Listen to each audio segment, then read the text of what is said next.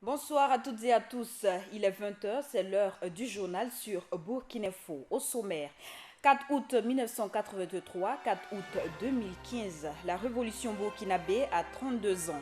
À 2 mois de la naissance de cette révolution, soit en octobre 1983, le discours d'orientation politique a été dit. Nous reviendrons sur cet événement historique dans ce journal. Lassane Dao est le nouveau représentant des organisations de la société civile à la CENI. Il a officiellement prêté serment au Conseil constitutionnel ce matin. Et la condition du secteur minier a été ce matin au cœur d'un atelier de réflexion. L'Union des révolutionnaires du Faso, UREFA, a commémoré aujourd'hui 4 août le 32e anniversaire de la révolution burkinabé. Face à la presse, Valère Sommet, conférencier, ancien compagnon du président Thomas Sankara, a partagé ses souvenirs de la révolution. Il a comparé la révolution de 1983 à celle d'octobre 2014. Gaël Rodrigue, reportage. Cette conférence de presse de l'Union des révolutionnaires pour le Faso, ce 4 août 2015, a été l'occasion pour les organisateurs de faire un cours d'histoire de la révolution du 17 mai 83 et de dresser un lien entre cette révolution populaire et celle des 30 et 31 octobre 2014. C'est deux insurrections qui ont une composante essentiellement jeune. C'est les jeunes vraiment qui ont été la lance de fer de ces deux insurrections. Et tous aspiraient au changement. Et puis la mobilisation, la grandeur de l'étendue de la mobilisation et la profondeur des instruments étaient, pour moi qui ai eu à voir les deux, étaient à peu près la même chose. Voilà. Bon, maintenant, ce qui différencie l'insurrection de 17 mai de l'insurrection de 30-31, la conclusion normale, l'aboutissement normal de 17 mai, c'est la révolution du 4 août. Et l'insurrection du 30-31, dès le départ, c'était la cacophonie, cafouillage. Deux présidents en moins de 2 jours. Ouais, c'est 3 présidents même. Et puis après, quelqu'un surgit rapidement, on ne sait pas. Il devient président. Et 2 jours après, on le démet, on va prendre le paysan de son champ, on vient le mettre. Un président qui était en train de cultiver son jardin, on n'a jamais vu intervenir pour rentrer quoi que ce soit dans la lutte, et c'est lui qui devient président. C'est devenu de la cacophonie. Et le RSP qui est là, on ne sait pas où détient le pouvoir. Voilà pourquoi j'ai dit que quand on regarde la composition de la classe actuellement qui nous dirige là, mais c'est le régime de Blaise en Blaise qu'on parle. On a laissé, quand on a fait le pouvoir, tous sont sortis, aller planquer leur argent et venir s'asseoir, en train de nous narguer. Il y a quoi qui a changé?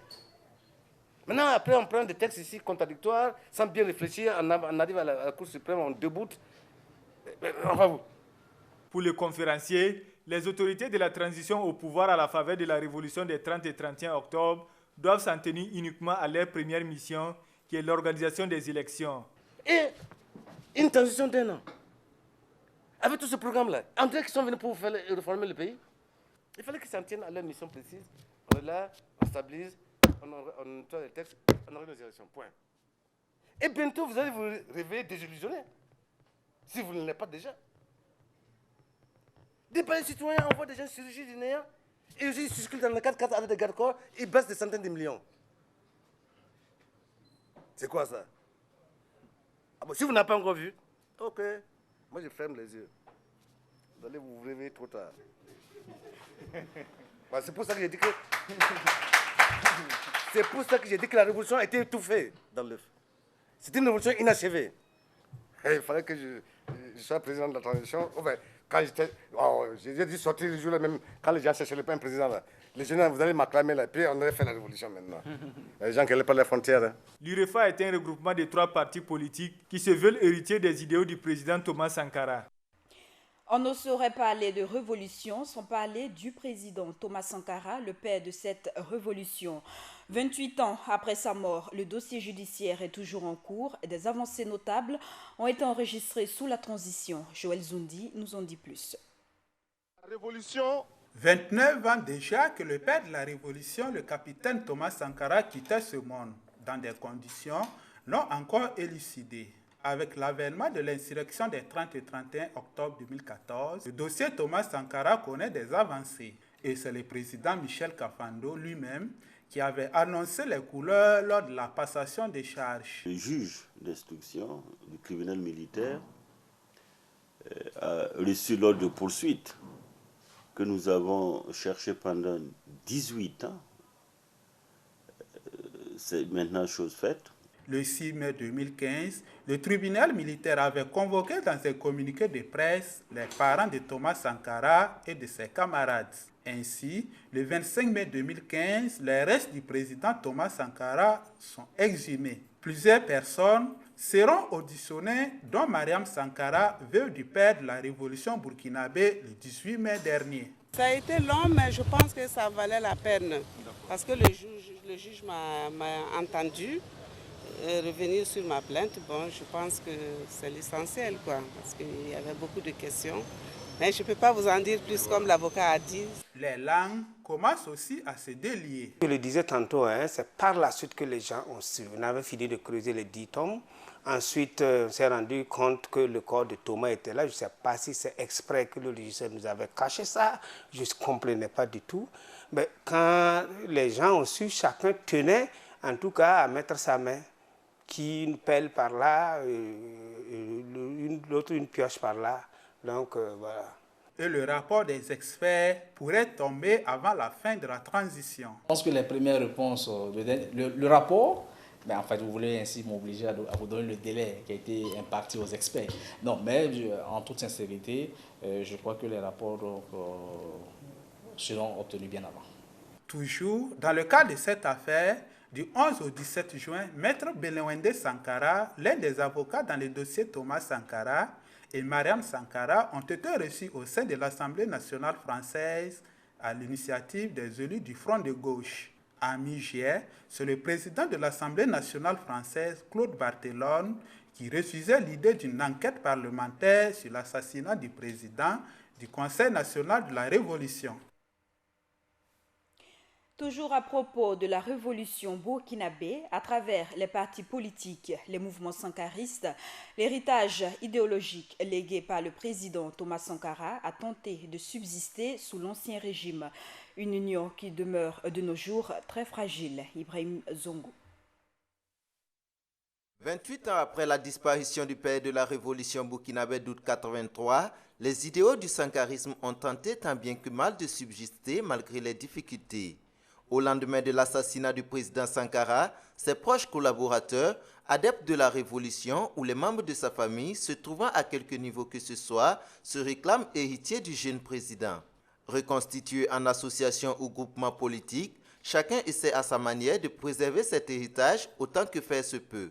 Des acquis que les héritiers ont dû protéger pendant 27 ans de manière individuelle face aux intimidations attribuées au régime déchu qui aurait saboté toute tentative d'union.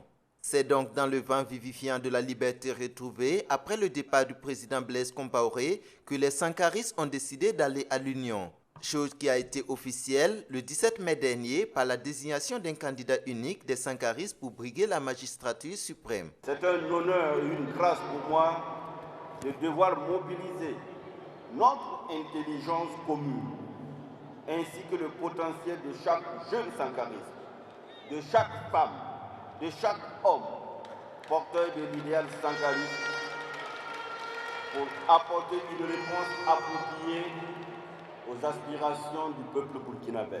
Nous venons de relever le défi de traduire les valeurs du sankarisme en un projet de société commun qui est pragmatique, réaliste, réalisable et porteur de toutes les aspirations de notre peuple.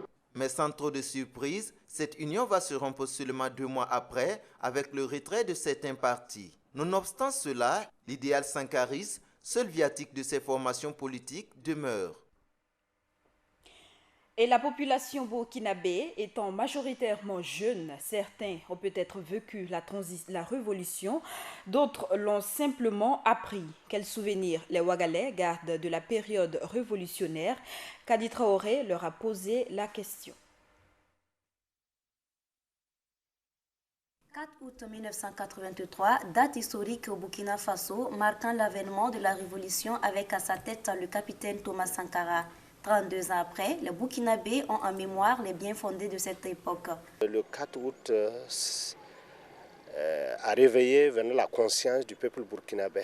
Moi, je retiens notamment la tenue Faso d'Anfani, qui était vraiment une très bonne chose pour le peuple, pour l'économie burkinabé. Et je voyais, il y avait vraiment la conscience même, les gens avaient pris conscience même sur le plan, la jeunesse, les vieux, il y avait les travaux d'intérêt commun, les gens respectaient. Et c'était vraiment intéressant, pour moi en tout cas c'était vraiment bien.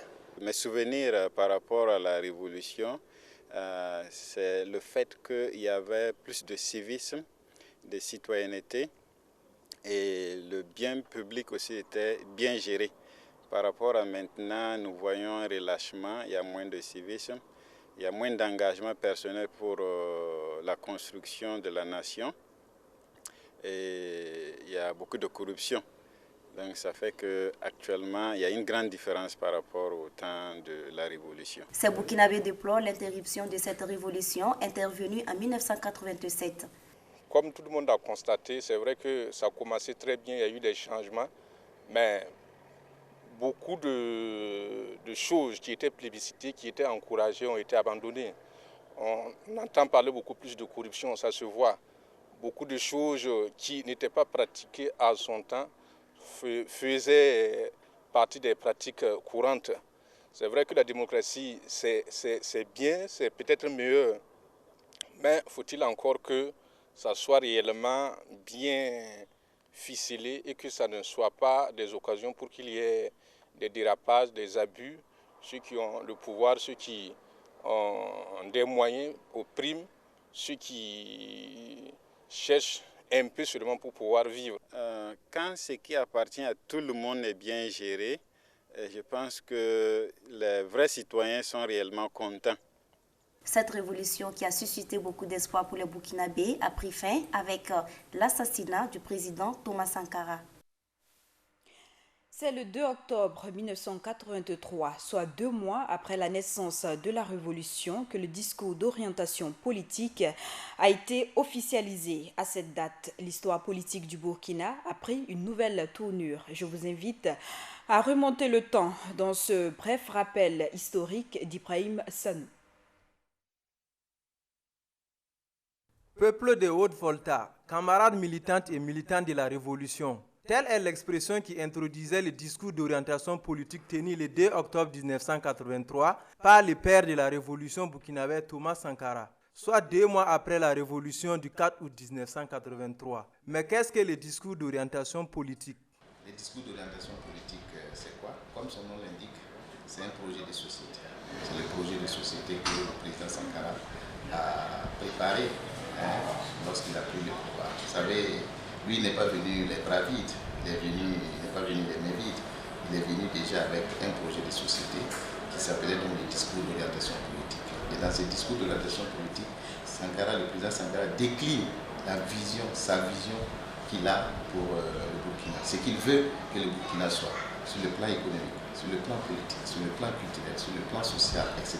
Ça, c'est la vision qu'il a développée. Une vision bien sûr en concordance avec ses convictions politiques, idéologiques, etc. À partir du discours d'orientation politique, le père de la révolution burkinabé a posé plusieurs actes et des exemples ne manquent pas pour illustrer ces faits. Sur le plan social, qu'est-ce que le président Sankara voulait? Qu'est-ce qu'il a dit dans son discours d'orientation politique? Il dit qu'il voulait une société burkinabé où les hommes et les femmes seront libres et égaux, débarrassés des pesanteurs socioculturelles, etc. Et ça, si on prend seulement les côtés femmes, cette vision, il l'a traduite en un programme qu'il appelait l'émancipation de la femme. Ça, c'est son programme. Et ce programme, il est traduit également en actes, en tâches concrètes. Vous voyez, c'est traduit par quoi?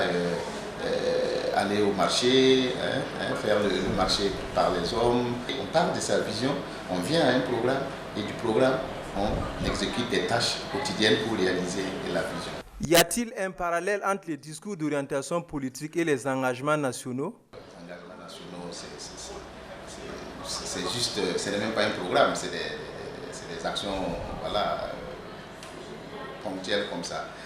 Le parallèle qu'on peut faire, c'est que peut-être le président Compaoré s'est inspiré du discours d'orientation politique, parce que dans les engagements nationaux, vous avez par exemple une école, un arbre. Or, dans la vision du président Sankara, tout devrait être, il faut compter sur ses propres forces, un développement endogène, tout devrait être conçu par les Burkinabés, exécuté par les Burkinabés au profit des Burkinabés. Rappelons que cela fait 28 ans que le discours d'orientation politique a été tenu. Il avait pour objectif de décliner les grands axes de la révolution d'août 1980. Toute autre actualité à présent, Lambert Georges Ouedraogo est le nouveau secrétaire général du ministère en charge de l'environnement, en remplacement de Youssouf Ouattara, actuel ministre de l'administration territoriale. Il a officiellement pris fonction hier. Ces chantiers, il les résume à la finalisation du projet du statut autonome pour les agents des eaux et forêts. À cela s'ajoute la question des sachets plastiques et les dangers que courent les ressources halieutiques. La société civile burkinabé est désormais représentée au sein de la CENI par Lassane Dao.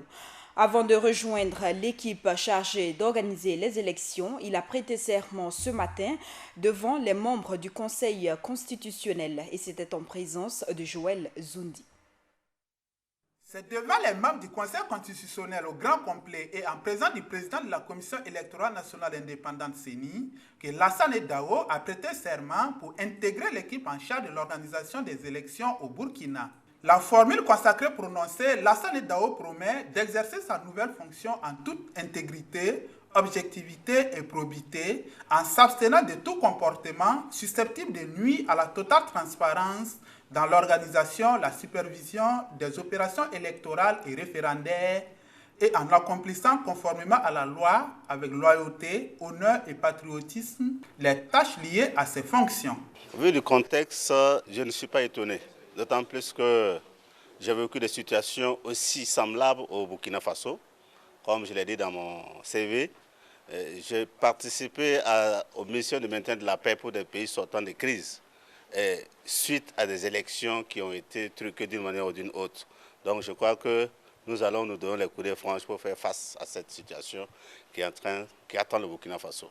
Lassane Dao remplace à ce poste Mathias Tankwano, démissionnaire et représentant les organisations de la société civile. Né à Boromo en octobre 1965, il est contrôleur de sécurité pénitentiaire.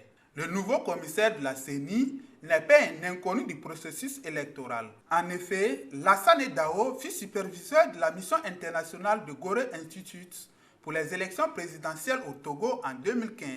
Il a été aussi coordonnateur régional, section État de droit, point focal de l'ONICI pour l'organisation des élections législatives régionales dans les régions du Kabadougou et du Folon en Côte d'Ivoire. Conseiller pénitentiaire et judiciaire de la section État de droit pour la province de l'Équateur en République démocratique du Congo. Il est décoré de la médaille des Nations Unies pour les missions de maintien de la paix à l'ONICI en Côte d'Ivoire et de la MONUC en République démocratique du Congo. Toujours dans le cadre de l'organisation des élections, les partis politiques ayant déposé leur liste pour les législatives ont été convoqués cet après-midi à la CENI. Ils ont reçu de la commission des invitations les invitant à des rencontres prochaines pour des travaux. Les responsables de partis Yacouba Bari de l'UBN et Ram Ouedraogo du RDBF sont au micro de Max Gombré. Pour des listes, on a été conviés à venir prendre un calendrier qui nous permettra d'assister aux travaux qui vont permettre naturellement d'examiner les listes et certainement de pouvoir les valider. Et c'est des choses qui sont assez urgentes parce que déjà le 5 est en chemin. Donc les 6, 7 et 8, nous allons naturellement participer à ces travaux-là pour être témoins et contribuer également à la validation de ces listes-là, à l'examen des différentes listes dans les provinces où nous sommes représentés, mais aussi suivre un peu ce qui se passe au niveau également des autres partis, voilà, la qualité des dossiers, etc., pour être sûr que tout le monde remplit les conditions et que la compétition sera de ce fait saine. Nous avons été conviés donc à la CENI ce soir pour récupérer le courrier qui concerne la validation des différentes candidatures. Je crois que la plénière se tient le jeudi prochain, le 6 à 15h30. Je suis le mandataire, donc je serai là pour la validation. Et c'est à la validation qu'on sera maintenant, si toutes les listes sont validées, où elles ne sont pas validées, où il y a certaines qui ne sont pas valides. C'est à partir de là qu'on peut peaufiner des... La suite de cette édition, la diaspora burkinabé vivant en Côte d'Ivoire souhaite la réduction du prix de la carte consulaire biométrique. Ils l'ont ouvertement dit au président de la transition Michel Kafando samedi dernier lors de sa visite en Côte d'Ivoire. Durant des échanges, la communauté burkinabé a aussi demandé que des femmes de la diaspora puissent bénéficier des facilités sur les logements sociaux et accéder à des microcrédits initiés par le gouvernement burkinabé. Les conditions de travail dans le secteur minier au Burkina Faso restent à parfaire. À l'issue d'une étude sur ce secteur organisée par un centre européen, il ressort en effet que le travail décent doit être amélioré. Des précisions dans ce reportage d'Ibrahim Sanou. Principal pôle d'attraction des investissements étrangers au Burkina Faso, le secteur minier emploie une importante main-d'œuvre.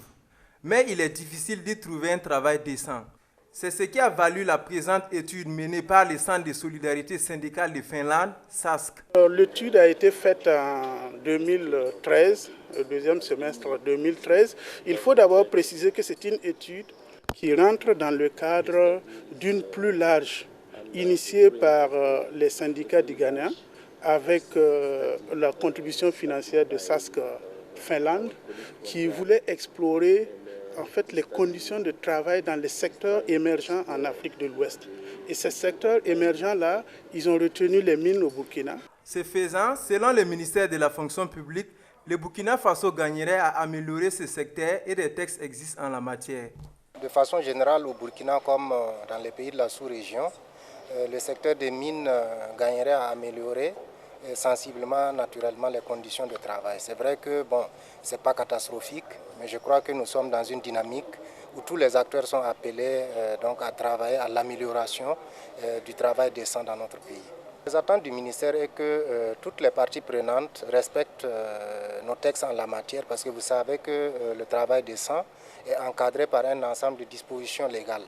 Mettre à la disposition des syndicats du Burkina un document de travail pour l'atteinte de certains objectifs, tel est l'objectif de SASK. L'objectif principal de cette étude-là, c'est de mettre à la disposition des syndicats du Burkina un document de travail. Et ce document-là ne sera pas utilisé par les syndicats en Finlande, mais c'est surtout pour l'utilisation des syndicats au Burkina. Et à travers deux objectifs principaux. Le premier objectif, c'est de mettre à la disposition des informations scientifiques sur une situation. Le deuxième objectif, c'est que les syndicats puissent utiliser et en faire des analyses et savoir comment ils peuvent faire un plan stratégique en matière de syndicalisation. Le secteur minier au Burkina Faso constitue un véritable pilier de développement et entend contribuer à la création d'emplois directs et indirects avec un effet d'entraînement au niveau d'autres secteurs. Une petite escale à Koudougou avant de clore ce journal face à l'inaction de la commune de Koudougou pour aménager des routes. Des jeunes se sont organisés ce matin, au moins pour la rendre praticable. C'est dans cette dynamique qu'avec des moyens de bord, ils ont tenté de boucher des nids de poules sur la nationale numéro 1, une initiative appréciée par des riverains. Et c'est avec cette information que nous mettons fin à ce journal. Merci à vous qui l'avez suivi. Très bonne suite de nos programmes.